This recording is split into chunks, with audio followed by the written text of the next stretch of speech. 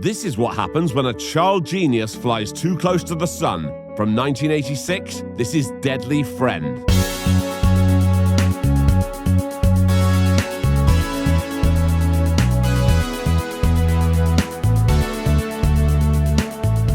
I'm Jay Harangue and I've wasted hours of my life watching terrible films. You should subscribe. This is Paul and he's the main character. Hi. Paul is a child genius and he and his mum have just moved to a new town in California to be closer to Polytech, where he'll be studying the human brain. Judging by his mum's hair, I'm guessing they've moved to California from the mid-70s.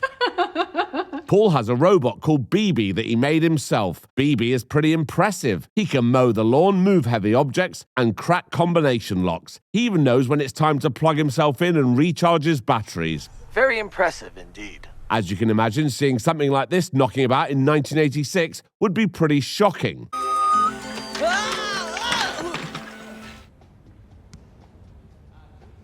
This is Tom. He's the local paper boy. Paul introduces Tom to BB and he's really impressed. Tom's like, I'll probably be seeing you at school. And Paul's like, no you won't. I go to college to study the human brain. Well, whatever.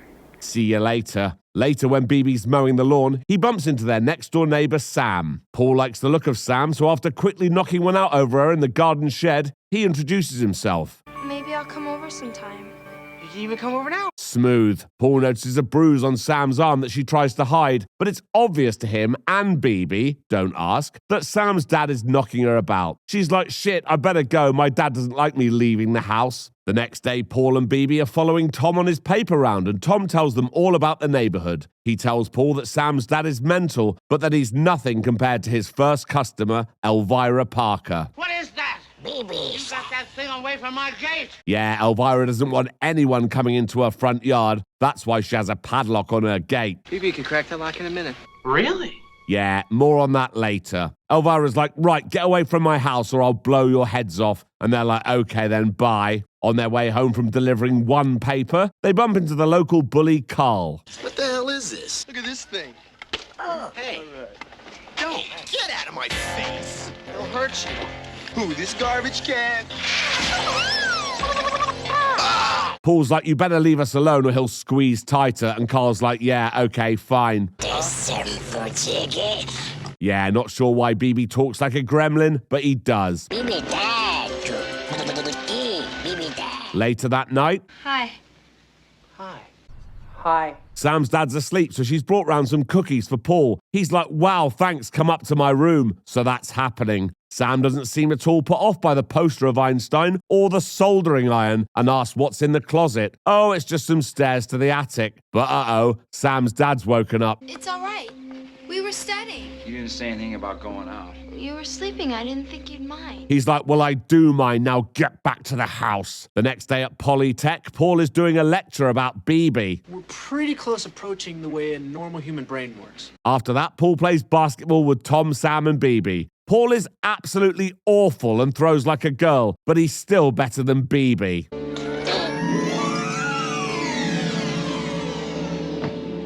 Uh-oh, that's hit Elvira's house. Oops. We gotta get it. So off they go. But as soon as they get there, Elvira comes out and throws the ball inside. you can't do that. Oh, yes, I can. And BB's not happy about that at all. The next day at Polytech, Paul is messing around with a corpse. Look at this. Wow. It's Halloween now, and when Paul and his mum are playing with pumpkins, Sam comes over. And it looks like her dad's been up to his usual tricks. But that won't stop her going out trick-or-treating with Paul, Tom, and BB. Tom's like, let's get Elvira's house. And Paul's like, no way. But Tom's like, come on, we'll just ring the bell, then fuck off. And Paul's like, okay then. So BB opens the padlock. Paul switches BB off while Sam goes in to ring the bell.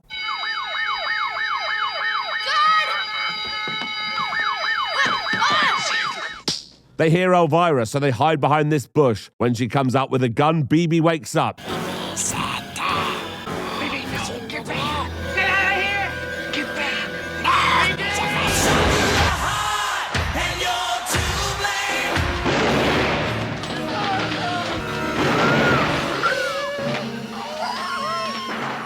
So he's dead. If you're still watching, please do me a favor and press the like button. It really helps me out. Also, please consider joining my Patreon, where you can see a load of my videos that aren't on YouTube, including My Husband's Double Life, A Roommate to Die For, and Air Force One. It's my Patreon supporters who keep this channel going, by the way, and they're the reason why I don't need to put ads in the middle of my videos. I think everyone appreciates that. It's only $3 a month, and the link's in the description. Thanks. Anyway, back to the film. Paul's really struggling to cope with the loss of BB over the next few days. That's sad, isn't it? Yeah. At an unspecified time later, Sam's dad is passed out drunk on the sofa, so that means Sam can go to Paul's for dinner. After they finish, he walks her out and then they kiss. But when she gets in, her dad's woken up. Where have you been?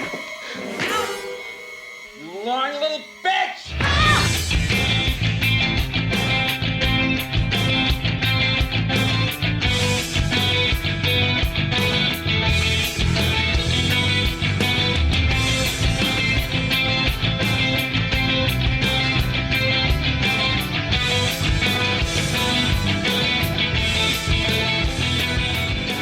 When the ambulance arrives, the dad's like, oh yeah, she fell down the stairs. But Paul knows that's bollocks. Over at the hospital, the doctors seem quite happy to bypass the whole immediate family thing and give all the information over to Sam's new neighbor. We have her on life support. Her brain is dead, Paul. I'm sorry, there was nothing we could do. What do you mean there was nothing you could do? Yeah, come on, what is this? The useless Lifetime Police Department? Exactly. Yeah. But there might be something Paul can do. That's right, the chip from BB's head. So he goes round to Tom's house and he's like, right, we're going to grab Sam's body from the hospital. Are you kidding? He's like, Tom, it's your fault BB got killed. You owe me one. And Tom's like, yeah, okay then. So that night they drug Paul's mum, take her camper van and head to the hospital. I wonder which way it is to the main hospital floors. Upstairs, Sam's dad's like, don't bother waiting, just turn her off now. And the doctor's like, yeah, okay. So she's dead. So Tom and Paul are off to the morgue to collect her body, then to Polytech to implant the chip from BB's head and stick it in Sam's. And it's worked. So they take her home and put her in the garden shed. Paul can now turn Sam on and off with a remote control. Men would die for this opportunity. He teaches her to stand up and thinks that's a real achievement. But when he wakes up the next night, he sees her looking through the window at her dad, and he can't have her being seen, so... The next morning, Paul's mum calls him outside. I buy you a $200 down sleeping bag, and I find it trashed in the middle of the backyard. $200 in 1986 is around $300,000 in today's money. Are you serious? Okay, it isn't, but it's pretty expensive. The sleeping bag was outside, by the way, because Sam has escaped, and Paul has no idea that she's gone over to see her dad. Who's there?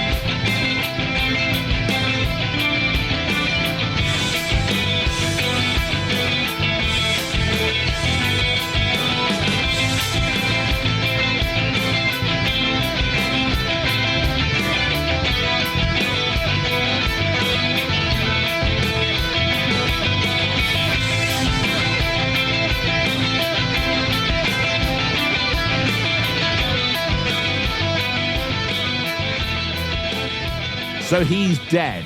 Paul sees some smoke coming from the chimney next door, and when he goes in, he finds Sam burning her dad's face in the furnace. So he hides his body in the coal before parking Sam in the closet. She's not done yet, though. Remember Elvira? Yes. Well, she's at home watching TV. Regular viewers of this channel will recognize the film she's watching. It's The Bad Seed from 1956. I covered that one a couple months ago. Funnily enough, I also did the 2018 Lifetime remake on my Patreon. Really? Come on, it's only $3 a month. Stop it. Okay, anyway, Elvira hears a noise outside, and when she looks out the window, she sees Sam. She calls the police to tell them she's seen a dead person, but they're like, yeah, right, tell her to piss off. But when she looks outside again, she sees her gate open, and in comes a basketball.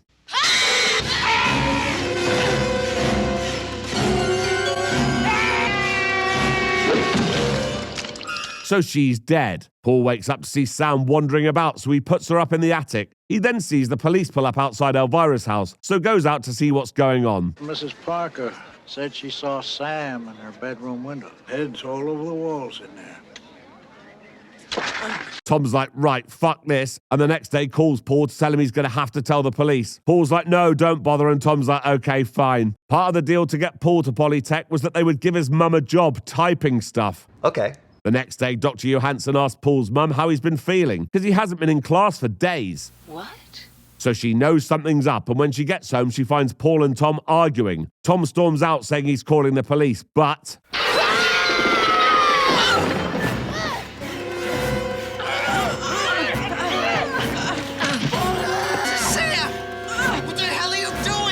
Remember, the chip in Sam's head is from BB, and BB clearly blames Tom for getting him shot outside Elvira's house. Yes, of course. Now things are beginning to make sense. Sam runs away, and when Paul goes to find her, he sees Carl. I waited a long time for this.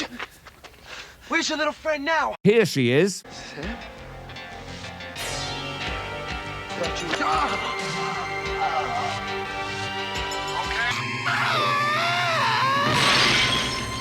So he's dead. Then Sam runs away from the police and back to Paul's garden shed where he finds her. But the police find her there too. Freeze! Get away, Paul! Don't move, Sam.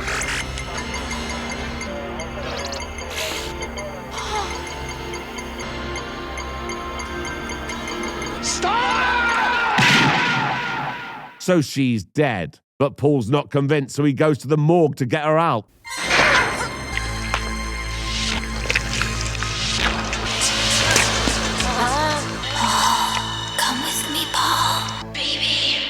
Wait, what? And that's the end of the film, so until next time. Damn, that was a lot of ass. Thank you for watching this video. Please like and subscribe, and please consider joining my Patreon. There's a link in the description.